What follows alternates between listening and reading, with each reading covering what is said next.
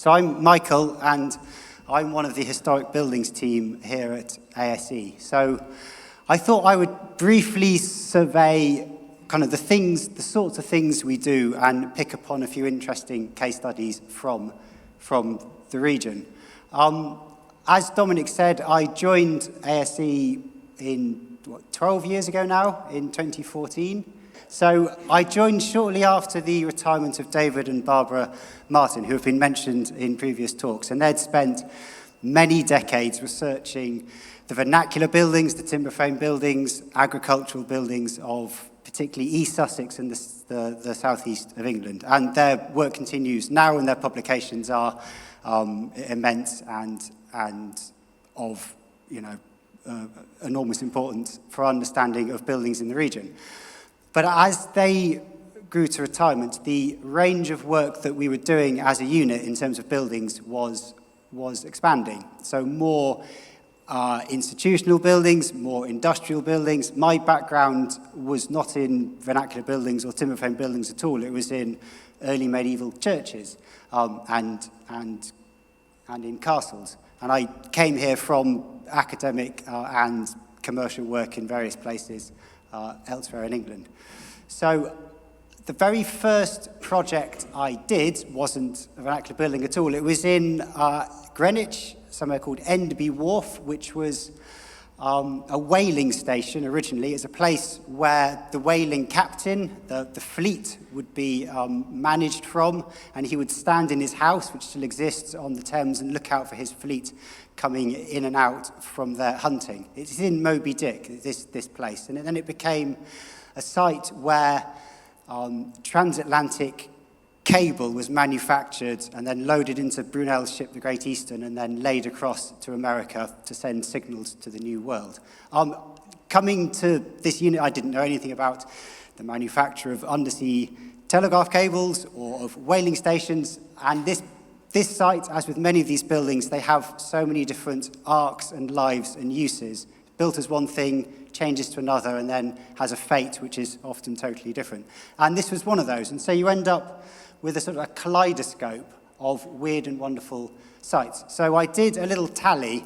Over the 12 years, I've been involved in about 500 sites, of which I've written up about 200 buildings, of which half have been the traditional David and Barbara timber-framed houses, farm buildings from the region. And then the other half have been all sorts of crazy stuff. Some churches, football stadia, film studios. I've probably done more film studios than I have done castles. And then sort of one-offs, a Masonic lodge, gas-old police stations, a cave. So you end up knowing quite a lot about one thing, but then taking that sort of mindset and approach and applying it to building types of all different periods and all different uses. And what you're trying to do is understand not just the architecture, but the human stories that have brought that architecture into being, because people make buildings, and then buildings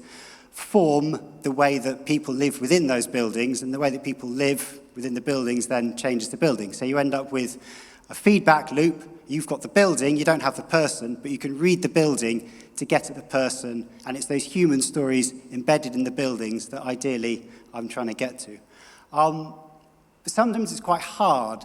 So we have had sites where we've come and there hasn't been a building at all. This was a 17th century or possibly earlier house. It will never be known. It was burnt in a fire, and then it was demolished. And by the time we got there, they'd dug out the foundations of the house. So all that we had to go on was a large concrete hole in the ground with a JCB parked on top. That's exceptional. Sometimes I'm dealing with buildings which are below ground. I mean, the fact it happens to be below the turf, not above it, or come up to knee height, it doesn't stop it being a building. And you can still approach an excavated building below the ground in a way which is totally coherent with your skill set for looking at the above ground stuff. And it's increasingly, this is the case. If you find a skeleton, you get a bone specialist in. If you find some pottery, you get a pot specialist in. If you find a building in an excavation, you get a building specialist in. And this is something we're increasingly doing as a unit. I I think, quite successfully. So this was a site that we did a couple of years ago near Bexhill. It was a farm building which was demolished quite recently. You could still see it on the turf before the excavation happened. This is Lucy May's excavation. And so the structure was excavated, but then I was sort of brought in to scratch my head and try and understand the building as a piece of architecture, using analogy from having seen lots and lots of these things standing above ground. I could then try and understand the building, which bits at what date, how the thing developed through time, and then what individual rooms did through time and how those rooms changed in function and how that reflected changes in the society, the agricultural community that built and lived in this place. So it's not just the above ground stuff, but that's mainly what I do. I'm going to do 3 sort of quick case studies from recent-ish years in Sussex. This is one in central Brighton on West Street, just by the cinema, and this was a site that several sort of arcs of its existence ago, it was a house. It was a house lived in by some intelligentsia who were friends of Dr. Johnson. So this is the house where Dr. Johnson, in between writing his dictionary, would come, and have a paddle and enjoy the seaside before going back to London. And then it's rebuilt on a 99-year lease, so 100 years later, it's rebuilt with a concert hall and a skating rink, with a hotel at the front. It's a cinema, and then it becomes a music hall. So this music hall existed, and then in turn, this was the site in the novel Brighton Rock, where Graham Greene describes Pinky and Rose, so the gangster and the girl he's trying to seduce. They come to this music hall as part of the narrative of the book, and then following the success of the film, the real-life Pinky, who's Richard Attenborough, comes back to this same building, and they have a little event, which is quite fun. So then it gets rebuilt again, 100-year lease, becomes the Pink Coconut, which is a fairly uninspiring-looking nightclub in central Brighton. So it's almost that arc of the town as a place first where rich people have a retreat, and then a hotel and a skating rink of mass tourism comes to Brighton, and then now a place where stag do's come to Brighton, but it's still each building is reflecting a different period simplified in the history of this town. So you go there, and it's not the most inspiring thing from the outside, but what was nice is underground, the cellar of the original house on the site survived. And this would have been the service quarters. Top right is a nice little fireplace, maybe for a housekeeper. Bottom right doesn't look like much, but it's probably the old kitchen fireplace from that house on the site. So that's nice, you go there, don't expect much. The rest of it's all very bland, all very 60s. Not a listed building. We only came here because the county archaeologist at the time suggested it was worth us having a look. But then you start to notice things. So up in the air conditioning duct, this is an Amy site. Amy's over there. We started crawling up ladders. There's something decorative that doesn't look 60s. And this bracket that supports the balcony, again, doesn't look particularly new. So we arranged that as the building was demolished, we'd come back and get a better look at these features. So we were there originally in the July, and then a year later, the demolition work was underway, and what seems to have actually happened was this music hall was never demolished. It was simply walled up and forgotten about, literally. Nobody knew it was there. Not even Graham Greene knew this building still existed. Still hard to see what's going on, so we arranged, as the soft strip continued, we'd return to get additional glimpses. And so there it is. So this is the same view, taken from the same spot, and there's the music hall, sort of almost like some old lady, taken up from her history on the stage, allowed to dress in her finery one last time before she meets her end. You get some wall paintings from the life of the musical. This is a rather severe-looking collection of ecclesiastical figures. In the book Brighton Rock, Pinky and Rose, they're going to queue to go on the balcony, which is cheaper, but it's raining, so they decide to go into the main dance floor because the queue's less intense. That's the balcony. We found it behind plasterboard. And then you go there again as the building's being taken down, and then the building sort of dies in stages over succeeding years. And there's a little epitaph in the top right, which I think sums up the fate of this site. For those who can't see, danger, gentrification in process.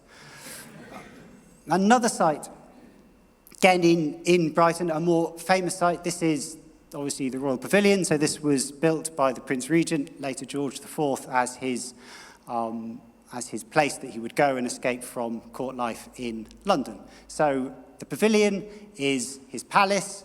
The structure to the top right of the pavilion was his stable complex. The dome, Brighton Dome, was the stables, and then in amongst that complex was a riding house, which is a place where you go and exercise horses in inclement weather, or if you're George, if you're too sort of sad to be mocked by the hoi polloi, you creep there using a subterranean tunnel so you can ride your horse out of the gaze of others. This is then not a site that's popular with Queen Victoria, so she sells the pavilion to the authority, who use it as a cavalry barracks. It's a very sensible use for such a building. And then it grows this kaleidoscope of different uses through time. It becomes the origin of Brighton Museum, skating rink, corn exchange, and then in World War I, it becomes a hospital for troops, mainly from the Indian subcontinent, a sort of hilariously ham-fisted piece of colonial, sort of misguided, patronizing gesture was to have Indian servicemen in a building which looked sort of vaguely oriental to let them feel at home. Then it became a place where the UN met, and then Louise spoke at the very start, ABBA, Eurovision Song Contest, it's this same complex happened here. So a building with a long life, and the life was being not ended in this case, but it was being renewed. So a big project to refurbish the site. We came along, did some very interesting below-ground work. Garrett discovered a cemetery of Brighton's first community of Quakers, which I won't talk about here. And I was looking at the above-ground structure as the layers were being peeled away, like a piece of stratigraphy, which is what a building is, just above ground, not below. So we were monitoring the structure being picked apart, and then two workmen found something. So this is not one building, it's two buildings, one nested inside the other like a Russian doll. The outside is what you see, and then inside is the vault, timber frame structure, and there's a gap in between. And in that gap, removing boards, were found some items. These items were matchboxes, beer bottles, cigarette cartons, bus tickets, dating from World War I, and newspapers. So the newspapers were Hindi language. So these were the newspapers read by those soldiers in that place at that time. It's one of those occasions where you sort of reach out through the past and touch somebody's life in a very sort of immediate and personal sense. And other items, so letters mostly received by soldiers in this hospital. It became a place where troops who'd lost limbs were treated, and some of the letters were sort of thrown away. This chap's complaining to his friend in the hospital that he tripped over recently and grazed his knee over a sack of beef. If you're writing to somebody who's in a hospital because they would have lost one or more arms and legs, you can see why this was crumpled up and discarded. Another letter was written. It's an exchange between an officer and a Tommy. So they're having a discussion about what sort of artificial arm they might need once the war is over. The officer saying he's going to need One make because it's a light arm for clerical use, but his former comrade will need a heavy-duty arm because he's going to go into manual labour. So it's a sort of little window into the class structure of that early sort of Edwardian society, which manifested in the military, and you can see even in this sort of very small and immediate sense with this exchange of words. And then this letter, which was written from somebody in the amputee hospital but never sent. It's the same letter. It was written several times and then discarded. So we have scraps of the same draft, the same letter over and over again. What seems to be happening here is there's a soldier who's in this hospital because he would have lost limbs, and in a modern parlance, he would have had profound PTSD, and he's trying to gather together the strands of his former life and ask somebody out, and he's clearly failing in this. So it's an enormously touching glimpse into that vanished world of the life of this building. So what seems to have happened here, this is the advantage of finding the object in its context, as you would with any piece of archaeological stratigraphy. You need to know where the items are to understand the site history. They were found in between the walls, underneath a skylight, which is accessible. The soldiers seem to have been there because they crept up, hid in the roof space, in the attic. They weren't allowed to drink or smoke. They did that illicitly up there. They read their letters in peace, read the paper, bit of peace and quiet, tried to and failed to write a letter to a girl and scrumpled up, and all the evidence of this was discarded down the gap between these two buildings, which is when it was discovered 100 years later during that refurbishment. Another site that I did quite recently in West Sussex at somewhere called Bosham, which is famous from the Bear Tapestry, which is an artifact from the late 11th century, probably made in Kent, that depicts the events leading up to the Norman conquest of England by William the Conqueror in 1066. And on this tapestry, it has the Godwinson clan HQ is at this place. They have a church and they have a hall, and this is where the future King Harold sort of exists and feasts and attends church with his retinue. So the church was quite well known and understood. It still exists, and it's been understood for many years. About 20 years ago, the owner of a house just north of this church commissioned privately another firm, West Sussex Archaeology, to do some digging in his garden for interest. And this exercise seemed to have located a latrine, and colleagues from the University of Newcastle and Exeter reanalyzed the archive from that private excavation and figured out essentially this is a signature of a very high status building dating to the 11th century. So this got a bit of media attention recently because this is essentially King Harold's residence, and that's King Harold's toilet. But because this is a site with standing structures, I was asked to come and have a look. I didn't look at the church because that's been done already to death. We seem to have found King Harold's residence as depicted on the tapestry. So what are these two other structures? What can they tell us about that site? Ostensibly not much. So the house that's lived in by the person whose garden this is next to the church on the site, it's kind of bog standard, early Georgian, 17th century dwelling.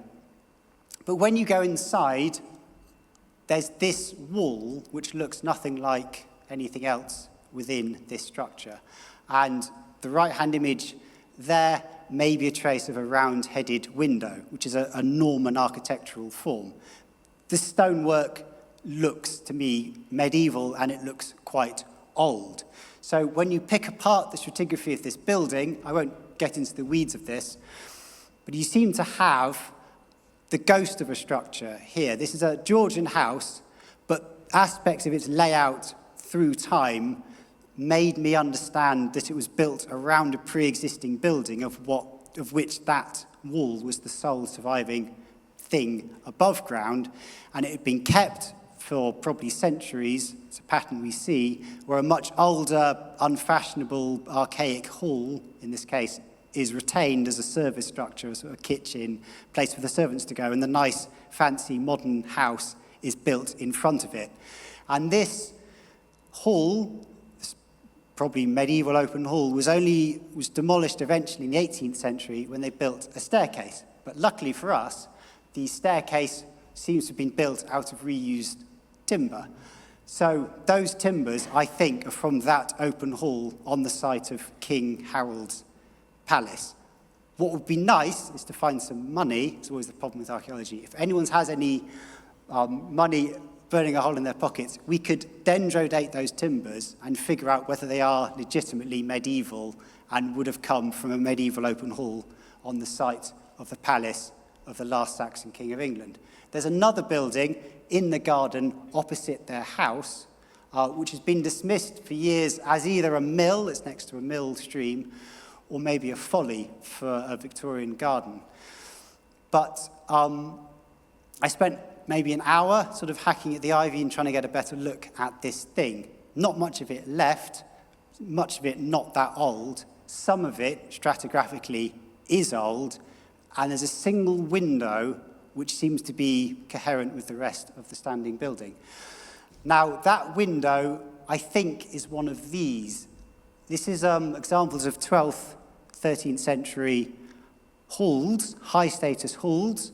So upstairs, there's the lord, minstrels, all the high-status occurrence happens up in the first floor, and then the cellar, with these little diagnostic slitty windows, is a kind of service, undercroft, lesser status space. So plausibly, this is an upstanding fragment of a early post-conquest first floor elite hall. And what do we find on the bare tapestry? Harold feasting in a first floor hall next to his church. This is, I don't know. I mean, how far, it's not Harold's hall, I think that would be implausible. But a combination of looking at the below ground evidence, re-evaluating a former excavation, looking at the church and the standing buildings, you can start to bring together a greater understanding of a nationally famous site. But I just wanted to finish by making the point that not all the sites we look at, obviously, either have a fame or a history with literature or notable historical figures. Some are just ordinary buildings lived in by ordinary people.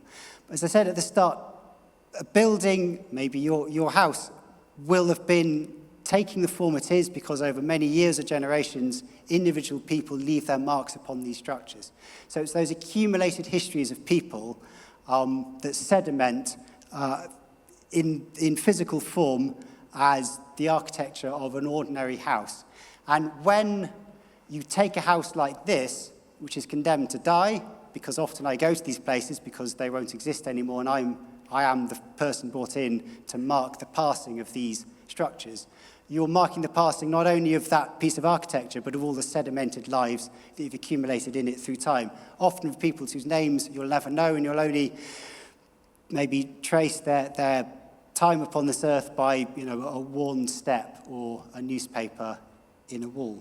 So sometimes we are asked to understand those oral histories and communicate that sort of community understanding of a structure to its audience.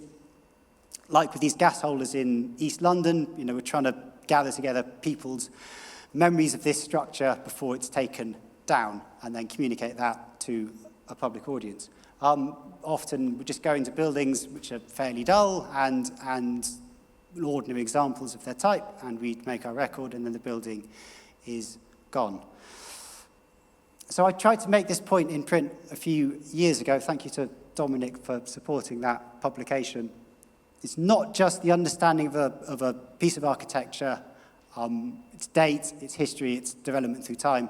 It's also trying to build in and weave where you can, so far as it's possible, the narratives of the people that have made that structure through all those years that it's lived.